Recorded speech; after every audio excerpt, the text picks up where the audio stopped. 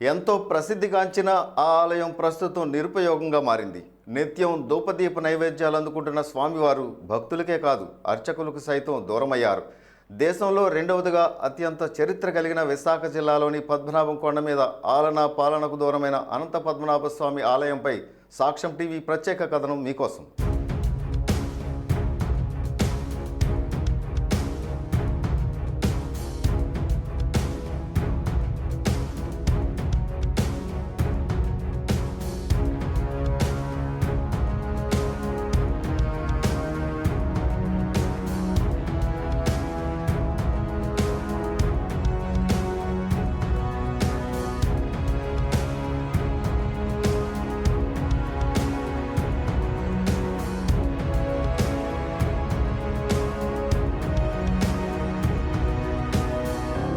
భక్తుల మనస్సును కట్టిపడేసే శ్రీ అనంత పద్మనాభ స్వామికి నేడు ఆలనా పాలనా కరువైంది.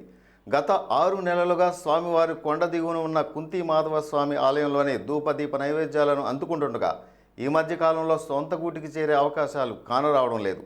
దీంతో ఎంతో ప్రయాసపడి ఇక్కడికి వచ్చిన భక్తులంతా నిరుత్సాహంతో వెనుదిరుగుతున్నారు.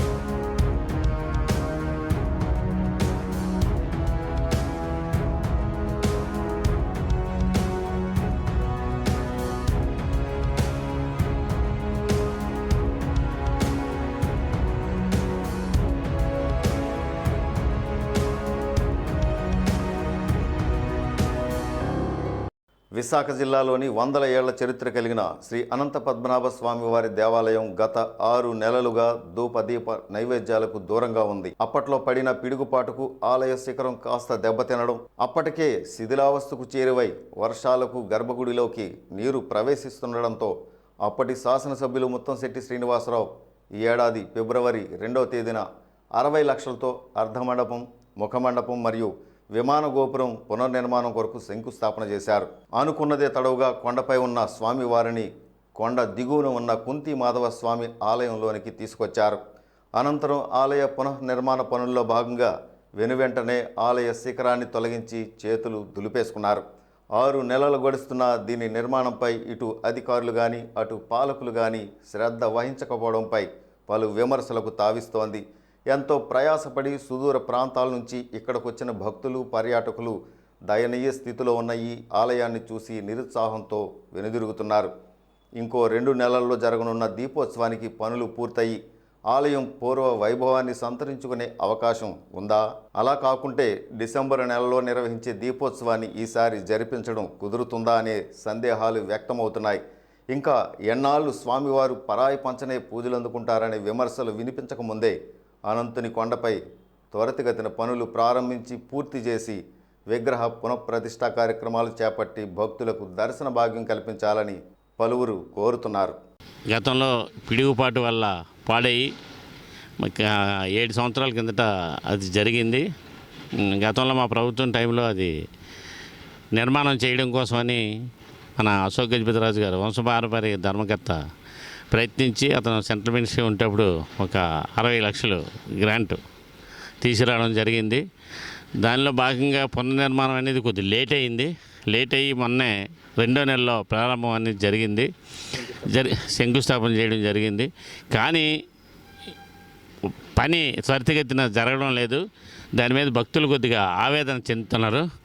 మరి ఏదైతే భక్తుల ఆవేదనను తీర్చాలంటే మనం ఈ పనిని త్వరితగతిని చెయ్యాలని మొన్న స్థానిక శాసనసభ్యుల దృష్టిలో కూడా తీసుకురావడం జరిగితే అతను ఏదైతే దీపోత్సవం ఉందో ఆ దీపోత్సవానికి ముందుగా ఆ గుడిని పూర్తి చేసే విధంగా తగు చర్యలు తీసుకుంటాను.